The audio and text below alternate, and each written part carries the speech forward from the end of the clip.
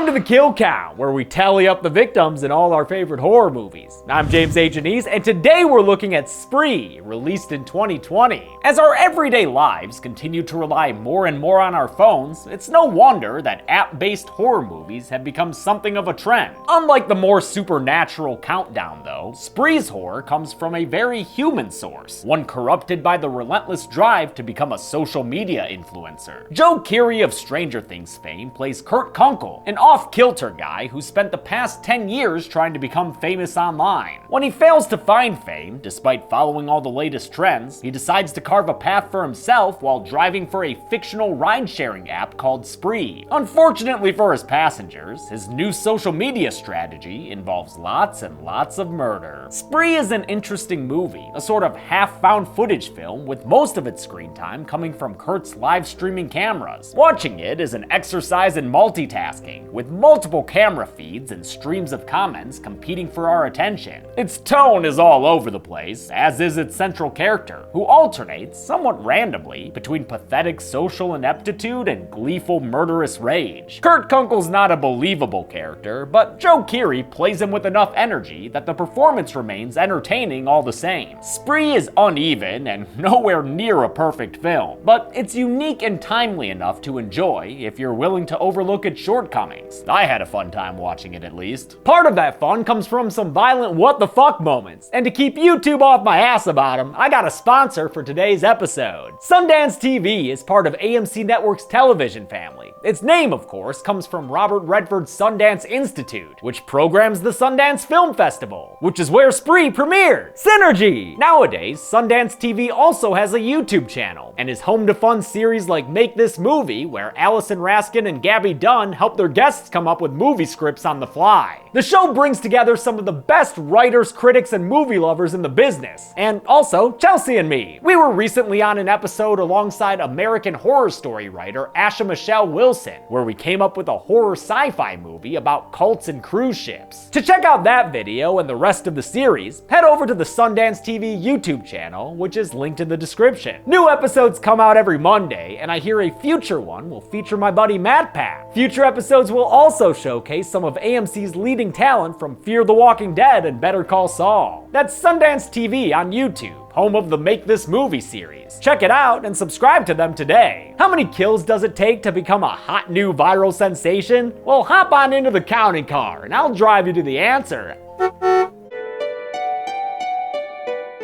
The movie begins with a whole bunch of "Hey guys." Hey guys. Hey guys. Hey, what's up guys? That YouTube sign-on is so ubiquitous, I've heard plenty of people incorrectly quote me as starting every kill count with it. Pro tip, I rarely, if ever, say "Hey guys." Kurt Kunkel is a content creator who does all sorts of things on his channel Kurt's World 96, from Draw My Life videos, to gaming live streams, to reviews of shoes and keyboard shortcuts. Control Shift.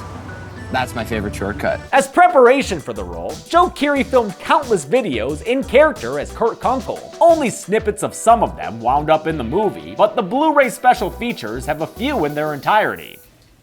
You like that? Stupid bitch. Despite his persistence, Kurt hasn't found an audience for his videos and streams. Unlike Bobby Basecamp, a kid he used to babysit who's now Standy famous. Their friendship's kinda one way though. Fucking God! Oh, fuck, I just died!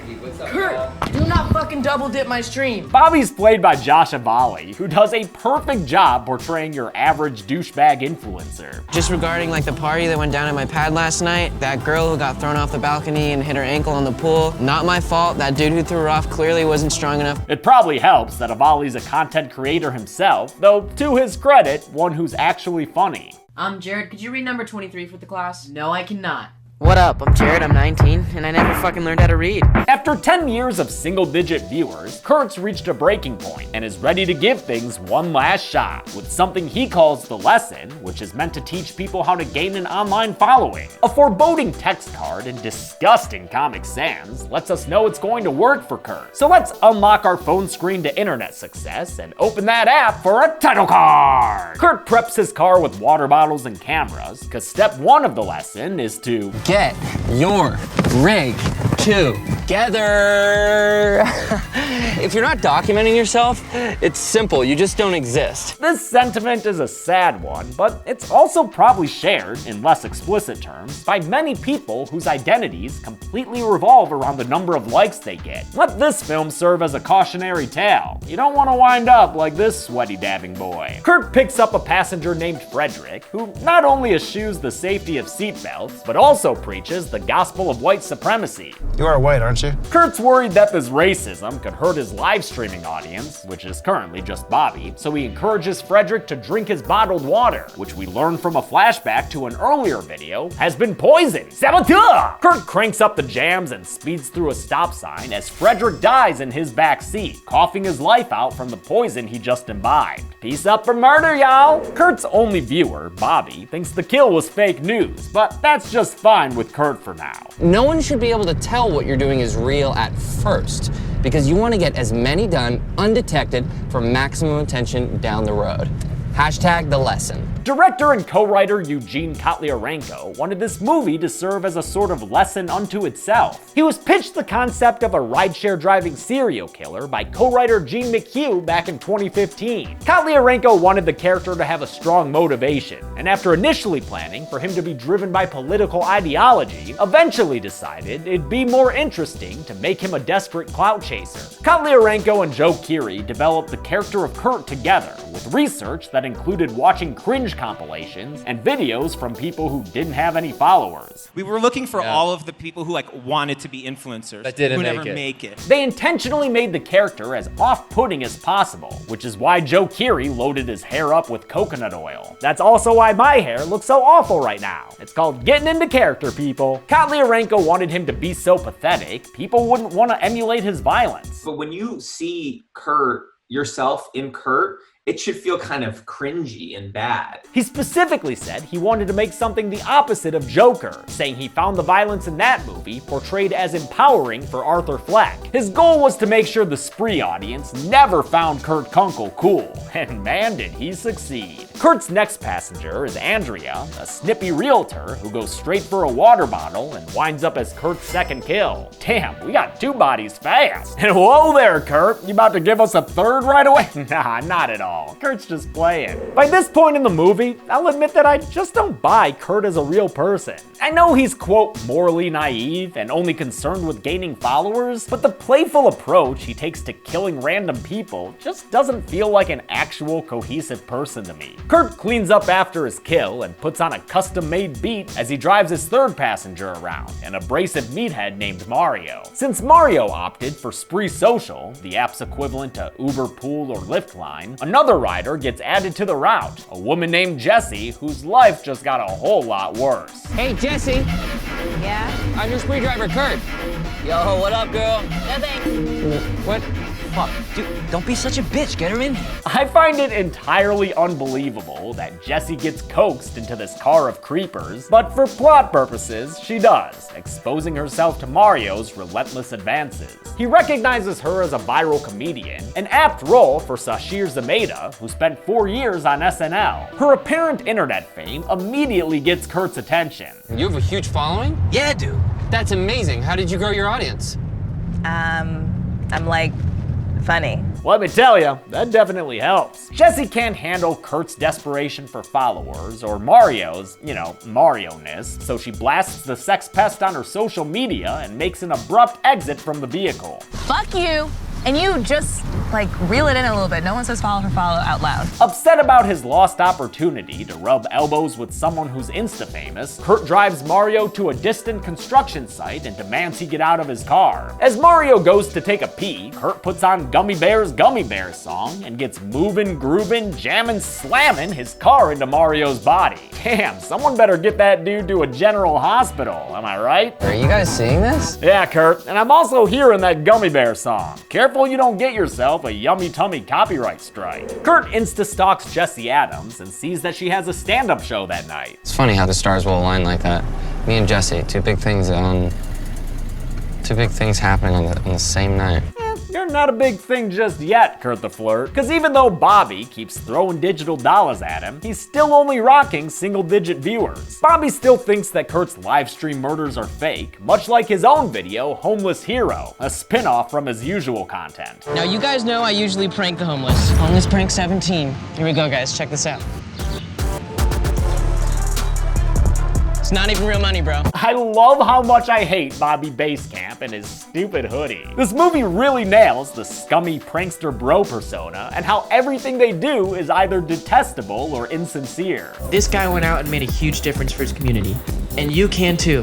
Drop a like and smash that subscribe button. It makes a huge difference. Kurt tries to spice up his stream by driving recklessly for his next passengers, a trio of socialites that includes Richard, played by FrankieJGrande, a host and YouTuber, as well as Ariana's older half-brother, and Kendra, played by Vanderpump Ruleser Lala Kent. The two of them are at first terrified by the wild ride, but London, played by actual actor Misha Barton, is unbelievably more amenable to Kurt's offer of an adventure. He drives them to a junkyard and tells Richard and Kendra to hang out the sunroof for the gram. They start to have a good time with it, even as Kurt floors the gas and drives well over this junkyard speed limit. Oh my god, bitch, this is amazing! But Kurt's in this for the kills, so he closes the sunroof to trap his stylish victims, and as his Kurt's world beats swell, all three of his passengers are killed. Richard and Kendra are eaten by some junkyard dogs off screen, while Kurt takes a power drill and sticks it into London's face. If only she hadn't been picked up by this lost and delirious driver. Too bad Bobby doesn't see Kurt's triple kill. He stopped watching the stream because Kurt just doesn't interest him. On the phone, Bobby tells Kurt to be more like Jesse Adams because she comes across as authentic in all of her social media posts. Kurt's not impressed though. She doesn't film her stories vertically. Yeah, well, why don't you go watch How to Dance with Janelle and get back to me after that, right, bud? Kurt grows bitter at Jesse's live stream success, and the movie makes us think that he's found where her grandma lives, since we see him approach a house as she hears a knocking at the door. It's a fake out though, and instead, Jesse finds fellow SNLer Kyle Mooney on her porch. Kurt, meanwhile, has made his way over to Bobby's base camp. Bobby tells Kurt to fuck off, saying they're not collaborators or friends, and announces as much to his base campers in an impromptu live stream. See this motherfucker right here? This guy's name is Kurt, and just because he used to babysit me when I was like fucking 2, he thinks I owe him something. I don't know you shit, dude. The lambasting finally propels Kurt's viewership to double digits, with Bobby's fans logging on just in time to see Kurt stab Bobby in the stomach with a knife. Though Bobby tries to defend himself with a gun, Kurt overpowers him, as his audience expresses the same skepticism Bobby himself showed earlier. Again, I find that a little hard to believe. I mean, look at this mess. Somebody would be calling the cops, especially with 100+ people watching Kurt shower Bobby's blood off. If they're not gonna report him for that, they should at least do it for his abuse of the Zoom function. God. Even though I don't buy that Kurt's getting away with all this, I will say the movie very accurately replicates the messages you see in live streams. It's seriously uncanny. Director Eugene Kotlyarenko actually wrote all those messages himself. He says he spent 40 all-nighters writing the 7,000 comments you see throughout the film.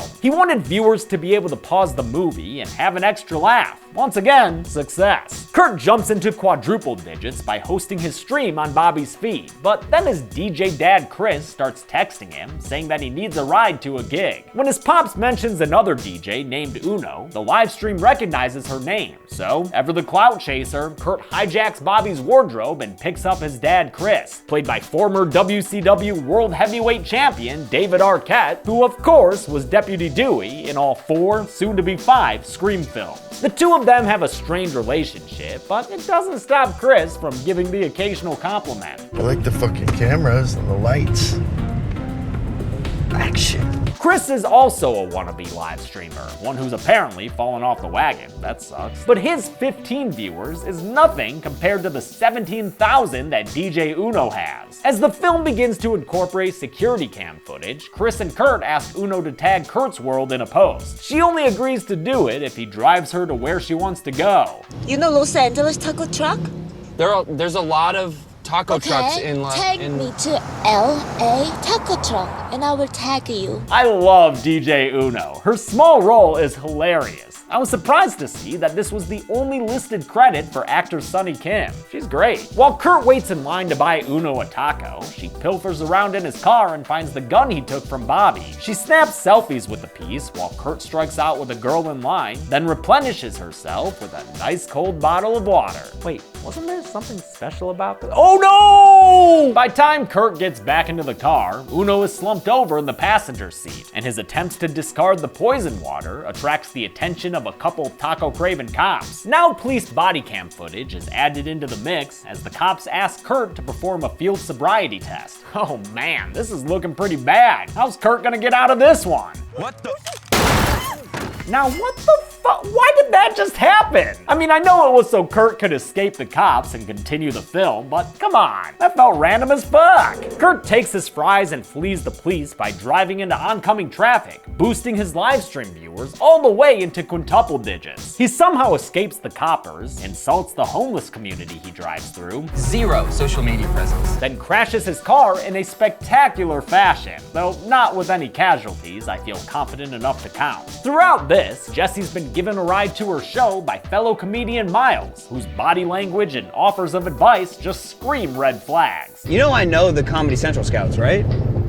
I can help you. His set is met with silence, but the audience erupts when Jesse takes the stage. One member of this eager audience is the beat-up Kurt Kunkel, ready to hear Jesse start her set with the catchphrase that made her famous. I said all eyes on me, I want to be seen. All eyes on me, I want to be Great, seen. get your phones. Yep, tens of thousands of people see you, Kurt, and they see the gun you're holding too. How's this guy still walking around all free? Jessie talks about her spree experience with Mario and Kurt and says that Kurt's starvation for social media followers gave her a bit of self-reflection. This is when the movie tries to deliver its own hashtag the lesson, with Jessie saying that happiness can't be found in a high subscriber count. Whether you have 20 million followers or 20 followers, we're all being watched and judged and hated, and you love it. You love it. You need it. You're all addicted to it, and you're addicted to other people. She ain't wrong, but I'm not sure this movie fully earned this poignant moment. In any case, she finishes her set by smashing her phone on stage, ending her reliance on social media with a mic drop. Outside, Kurt sees that the spree service is temporarily suspended thanks to his murder spree. Oh, spree! I get it! It works two ways. But again, if this many people know about a spree-based murderer, it's impossible that a guy streaming to 30,000 people would escape detection. With spree down, Kurt gets a ride through another app called GoGo and gets in the car of a very nice-looking man named David. Just so you know, I'm not the crazy driver driving around tonight. Kurt knows all right and kills the other driver off screen. Sorry, David, should have responded no to that GoGo. Jessie's at a bar where Miles just won't leave her alone, so she ditches him by hopping in a GoGo and telling the driver to go, go, go! Although it's David's car, now Kurt's the one driving it, and he reveals to Jessie that he's her driver from earlier, the one she made fun of in her set. He also reveals that he was at her show, so he knows she's not gonna be able to use her phone for help. That's not gonna work, Jesse. Hee.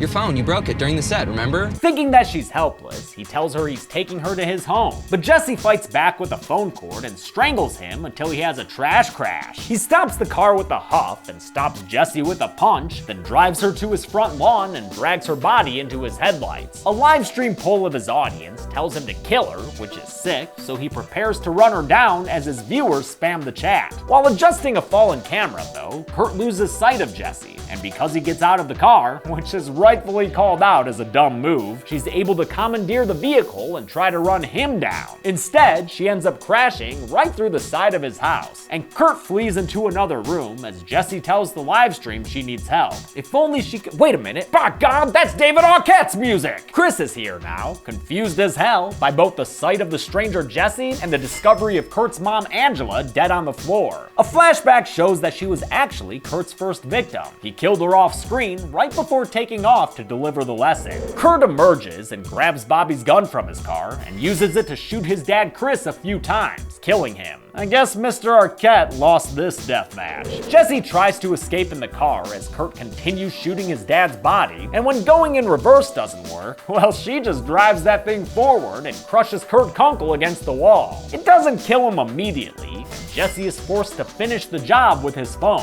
as a flashback to a few minutes earlier shows Kurt feeling like a champ. 50,000 people watching.